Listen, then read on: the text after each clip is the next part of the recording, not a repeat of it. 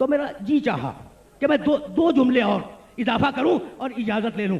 याद है ना, याद है कि शाम के वक्त सैयद सज्जाद सकीना को गोद में लेकर कैद खाने से बाहर बैठ जाते थे। शाम के वक्त याद है ना, किसी ने कहा फर्जंद रसूल अच्छा नहीं लगता, अच्छा नहीं लगता कि आप शाहराह आम पे आके बैठ जाते हैं।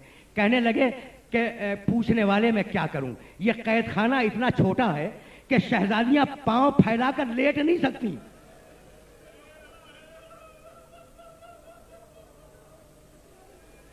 बस तकरीर तमाम हो गई, तकरीर तमाम हो गई। अब तकरीर के आखिरी जुमले सुनो, आखिरी जुमले। छोटा सा कैद खाना, छोटा सा कैद खाना, बीबियां सो रही हैं, बीबियां कैद खाने में सो रही हैं। अच्छा फर्श नहीं है, फर्श नहीं, जमीन पे सो रही हैं। अच्छा अजीजों रुक जाओ, रुक जाओ। मालूम है ना कि जब काफिला पलट के मदीने गया तो मदीने की बूढ़ी औरतें आई शहजादी ज़ैनब के पास। आराम से सुनना। कहने लगी बीबी यूं तो आप पर बड़ी मुसीबतें गुजरी, आपसे पूछना यह है कि आपके लिए सबसे बड़ी मुसीबत क्या थी, सबसे बड़ी मुसीबत क्या थी। शहजादी ज़ैनब रोने लगी। कहा पूछने वाली क्या पूछती है, हम आले मोहम्मद के लिए सबसे बड़ी मुसीबत शाम का कैद खाना। कहा बीबी कैद खाने में क्या हुआ, वो सबसे बड़ी मुसीबत कैद खाने की क्या थी। तो रो के फरमाया कि हम आले मोहम्मद के लिए सबसे बड़ी मुसीबत ये थी कि जब सूरज डूबता था तो वो बच्ची जो बाप के सीने पर सोने की आदी थी वो रोने लगती थी और रोती रोती पुकारती थी कि बाबा मुझे नींद आ रही है, बाबा।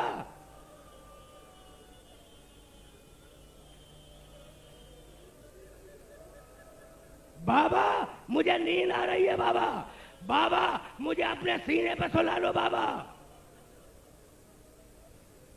ये कहती जाती थी और रोती जाती थी और रोते रोते सो जाया करती थी। ये थी हम आले मोहम्मद की सबसे बड़ी मुसीबत। सुन लिया ना, बस मेरी मजलिस तमाम हो गई। सबसे बड़ी मुसीबत क्या थी, बच्ची रोते रोते और बाबा को पुकारते पुकारते सो जाती थी। ये थी सबसे बड़ी मुसीबत। आधी रात के करीब, आखिरी जुमला है, आधी रात के करीब बीबियां सो रही थी, अंधेरा था। इतने में शहजादी ज़ैनब ने अपने सर पर कोई चीज महसूस की। आंख खुल गई, एक मर्तबा हाथ रखा, देखा एक नन्हा हाथ है जो सर पे। समझ गई कि सकीना का हाथ है। कहा बेटी सकीना क्या कर रही है। कहा फूफी अम्मा अपने बाबा को तलाश कर रही हूं।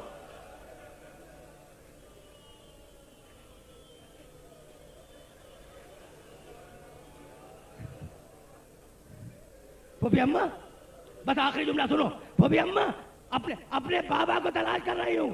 कहा बेटा तेरा बाबा तो मारा गया, तेरा बाबा तो मारा। कहा नहीं फूफी अम्मा नहीं, मेरे बाबा भी यहीं मौजूद थे और मेरे बाबा अकेले नहीं थे, एक बुजुर्ग भी थे, एक बूढ़ी खातून भी थी और मेरे बाबा ने तारुफ कराया था कि बेटी सकीना ये तेरे दादा अली मुर्तजा है।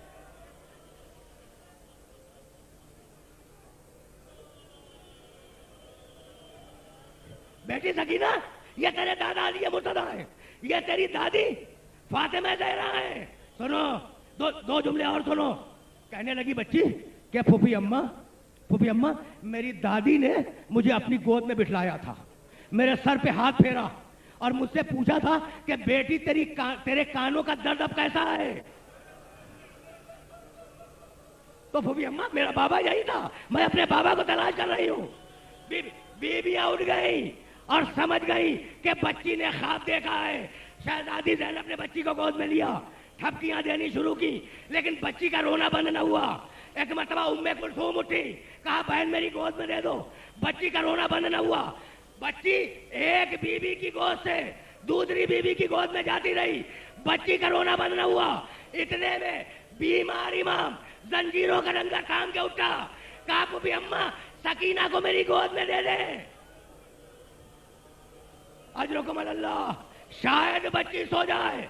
बीमार इमाम ने बच्ची को गोद में लिया और बच्ची वाकई सो गई। आखिरी जुमला सुनो, बच्ची वाकई सो गई। एक मरतबा सज्जाद ने कहा फूफी अम्मा सकीना सो गई, अब इसे जमीन पे लेटा दे। ज़ैनब आई, बच्ची को गोद में लिया और फकत एक जुमला कहा, बेटे सज्जाद इन्ना लिल्लाह व इन्ना